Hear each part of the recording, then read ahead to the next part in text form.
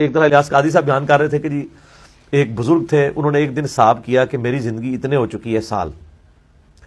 اچھا، اس کے سالوں کے پہلے انہوں نے دن بنائے، مہینے بنائے، پہلے پھر ہفتے بنائے، پھر دن بنائے، پھر انہوں نے کہا میں نے روزانہ اگر ایک گناہ کیا ہو تو یہ تو اتنے ہزار اور اتنے گناہ بنتے ہیں، اور میں نے تو ایک ایک دن میں کئی کی ہے. ایک چیخ ماری، ساتھ ہی روح پرواز کر کے. تو یہ واقعہ پھر کس نے بیان کیا؟ اس حساب کتاب سے دماغ ہی کر رہے سر.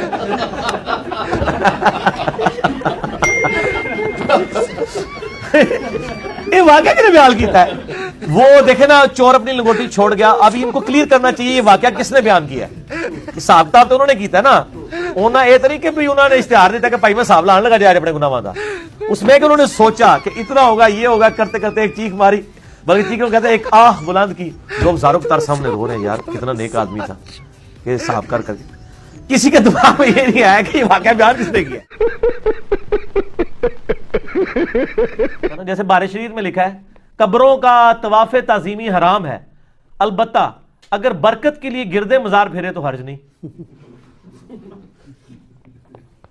ہن کیڑے پاسے جائے بندہ. یہی کام المہند المفند میں انہوں نے کیا ہے. وہ کہتے ہیں رہا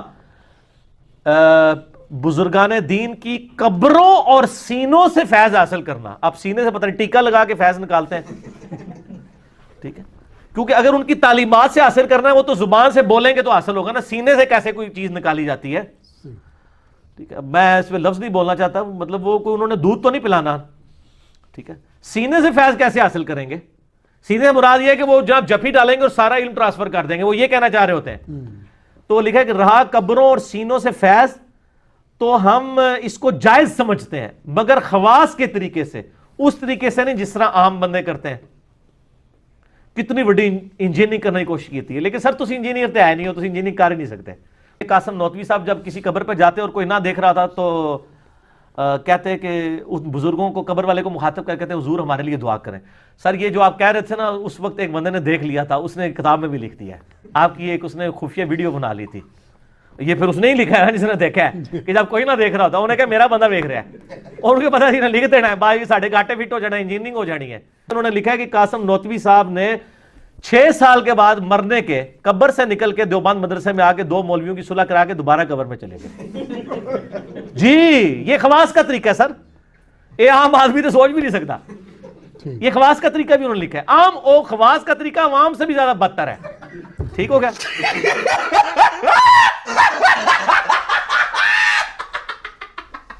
یعنی پیغمبر مبعوث ہوا ہے اور اسے کپڑوں کی پاکیزگی کا حکم دیا جا رہا ہے، اور صوفیاء کے ہاں جس نے سب سے زیادہ گندے کپڑے پہنے وہ اتنا بڑا بزرگ ہوتا ہے.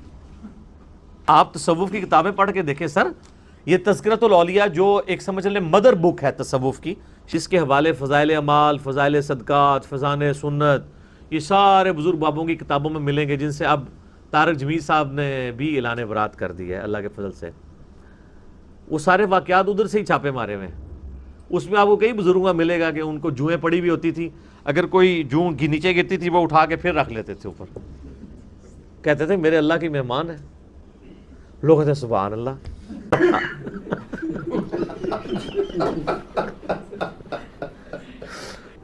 یہ باپا جانی کے مریدین بیان کرتے ہیں، وہ کہتے ہیں نہیں میں روزہ شریف پہ حاضر تھا، تو جب میں نے سلام عرض کیا تو اندر جالی شریف سے جواب آ گیا.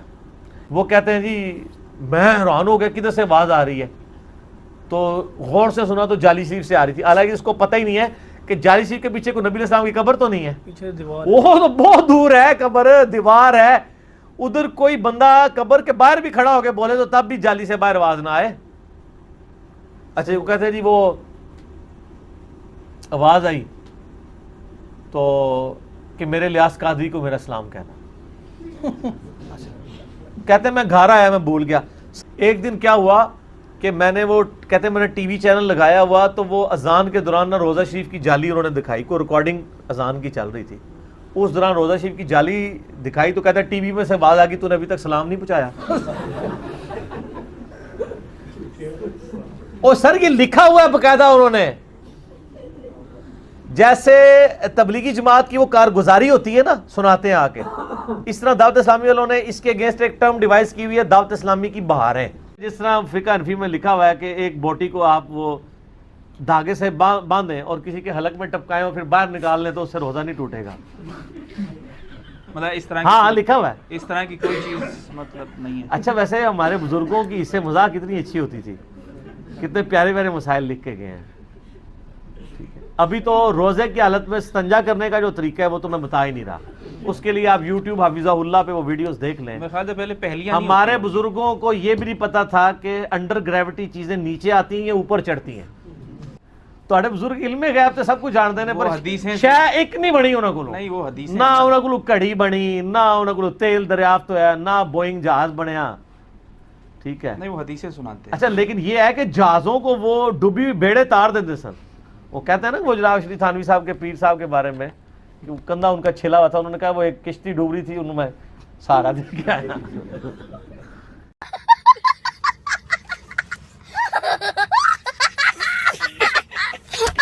اور ایک بہت بڑے بریلوی عالم ہیں فیصل آباد کے اندر, میں نام نہیں لیتا ان کا, تو وہ ان کے پاس شاگردوں کا تاندہ بندہ رہتا تھا مریدین کا, جن زمانے میں بڑے مناظرے کیا کرتے تھے, اب تو بوڑھے ہو چکے ہیں.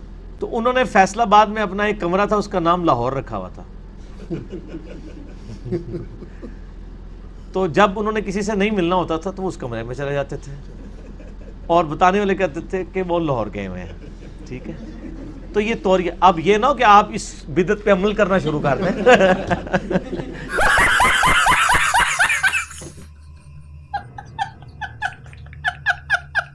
عرض کر رہے وہ کہتے ہیں یہ ایک بزرگ تھے, تو حکمران وقت کا جھگڑا ہو گیا ان بزرگوں کے ساتھ. حکمران وقت نے یہ سزا دی کہ ایک بھوکا شیر رکھا ہوا تھا, تو بزرگوں کو وہ پکڑ کے لے گئے ایک جگہ, ان کے اوپر بھوکا شیر چھوڑ دیا. وہ کہتے ہیں جی وہ شیر جا کے ان کے پاؤں چاٹنا شروع ہو گیا, تو وہ پریشان ہو گئے. لوگوں نے کہا حضرت آپ کیوں پریشان ہو گئے؟ ان کا میں سوچنا شروع ہوں کہ شیر کا تھوک ناپاک ہے یا پاک ہے. لوگ یہ سوچ رہے سن کہ شیر نے چھاڑ کیوں دیتا. دیکھا بزرگ کتنا تقویٰ ہوتا ہے بزرگوں کا, کہ انہوں نے یہ نہیں سوچا کہ شیر نے من وڈیا کیوں نہیں, وہ یہ سوچ رہے سن کہ تھوک پاک ہے یا ناپاک ہے. تو ایمان کی مٹھاس تھی نا.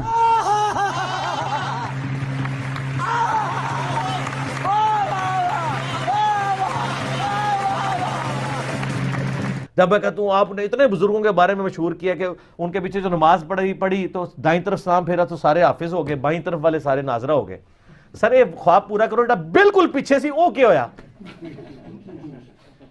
ادھر تسی بیان نہیں کیتا, ہوں آندہ کتاب چھاپو نا ادھر بھی لکھیا کرو کہ وہ کیا ہویا. ٹھیک ہے, وہ میں بیٹھے ایسا جناب, میں کہانی تہاڈی پڑھ لی ہے. ٹھیک ہے نا, پیچھے میں ایسا تو نظر نہیں آیا کہ ساری کہانی ہے. اور پیچھے بیٹھا سی, انہیں سجے والوں بھی سنیا, نہ انہوں نے قرآن آتا سی نہ کھبے والوں کو آتا تھا. پھر انہیں کہا امام نو چیک کرا, امام نو بھی نہیں سی آتا.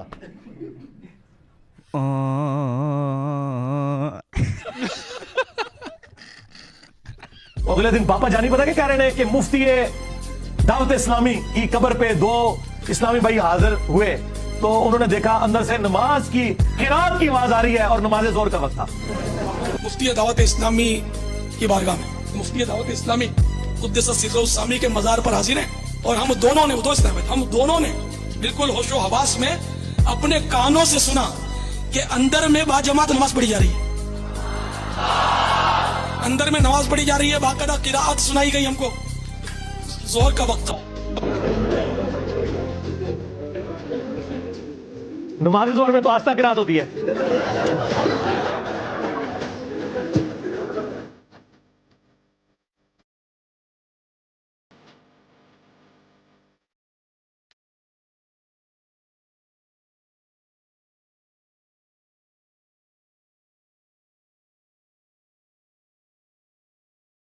ختم, bye bye, tata, goodbye, گیا.